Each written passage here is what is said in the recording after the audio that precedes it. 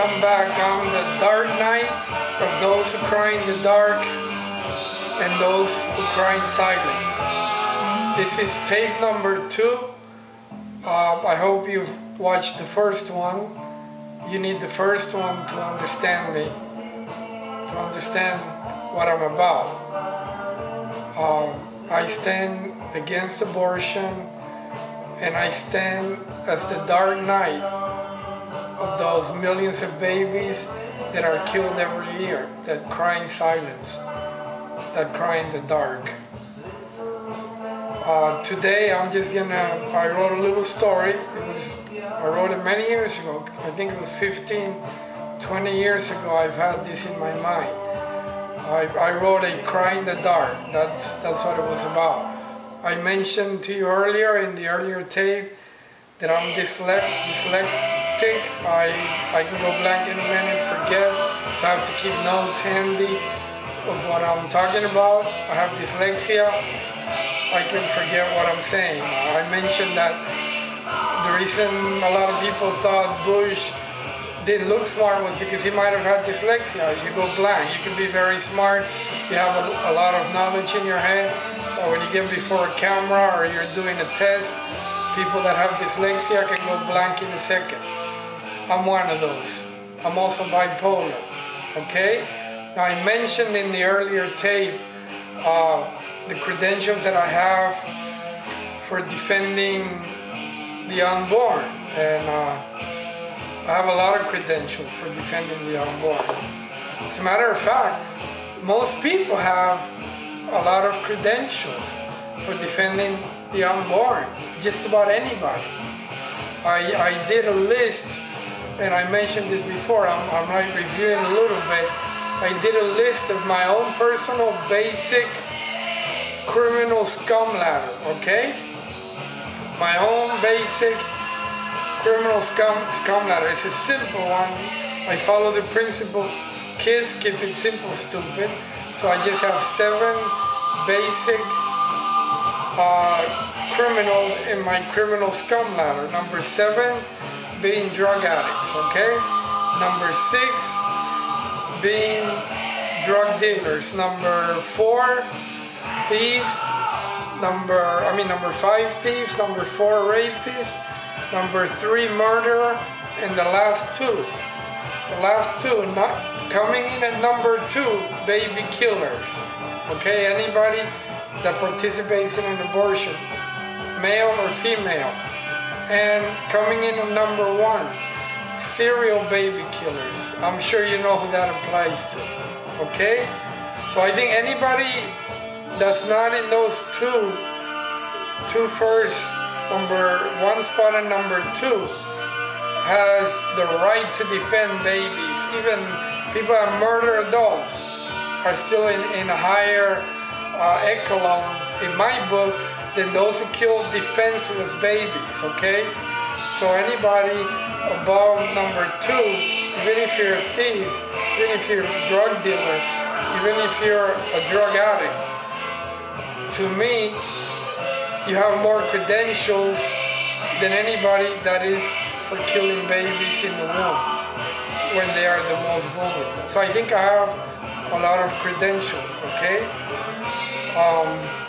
Like I said, I wrote this a long time ago, and I'm just gonna try to go over as much as I can. It's called A Cry in the Dark. And it goes like this. Children are the heirs, they're the heirs, the inheritors of the most advanced creatures on the surface of the earth. I just saw a commercial the other day of a movie they're giving, practically blasphemy. Oh, he's got such a godlike body. How can he have such a godlike body? This woman. It's a movie that's gonna be in the theaters, so she's like Googling over this guy. He's a good actor. I don't remember his name, but he's a really good actor. Googling over the godlike body he has. Well, she wasn't far off, because we were made in the image of God. we're creatures, we're children of the Creator. That's why we're different than animals. That's why we can reason. That's why we're so much different. So the movie's partially right, but it's still the way she narrows it down just to a sexual thing. He's got a godlike body. But anyways, we are creatures we are sons of God, So we're very special. And there was a time in Jerusalem where there was a cry, children crying all over the streets in Jerusalem. King Herod decided that in order to stop who he believed that the Jews thought was a Messiah, the baby that was born, he heard that he was being worshipped as a Messiah, or he was going to be born. He talked to the three kings from Africa.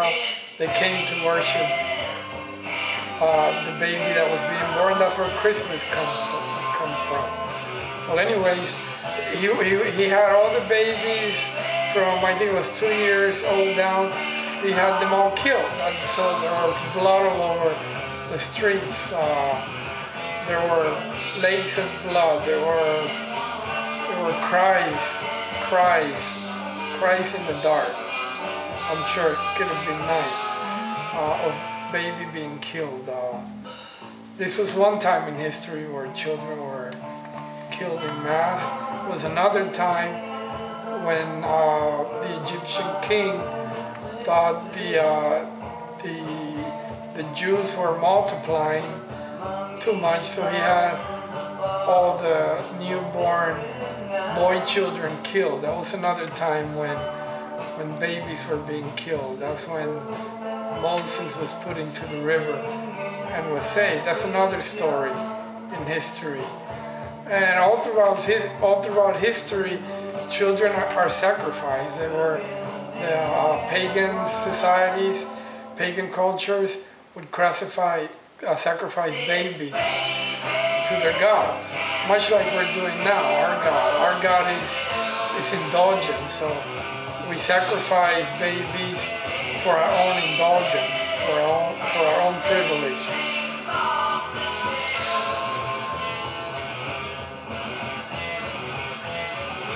Now the title, A Cry in the Dark, comes from the movie where Meryl Streep, being the main author, was accused of killing her baby. She claimed there was a cry in the dark. She heard a cry in the dark, her baby, and then heard dingoes. Apparently dingoes had taken her baby away. She was proven to be true after she had been in jail. The dingoes they found the clothes, so they found the baby's clothes, and they proved that she was innocent after, and then she was taken out of jail. A Cry in the Dark. That's another instance where there was a cry in the dark. And that's one of the other stories. Now both of these stories are tragic, but more tragic is the slaughter of millions of unborn babies each year in this country under the disguise of women's liberation and women's liberations. Our lawmakers have sanctioned murder. It seems incredible to me that this could happen in a civilized society. We are horrified by stories of ancient cultures which sacrifice their children to their gods, yet we do not realize that we are doing the very same thing. The only difference is that our gods are not the sun or the moon, but instead we worship ourselves in our selfish spirit. Self is the god of the moment, and anything that interferes with our self-gratification and our search for pleasure, we get rid of. The same spirit of greed and ambition that moved Herod to order the slaughter of innocent children is the same spirit which has numbed the conscience of men and women today who support the hideous crime of abortion.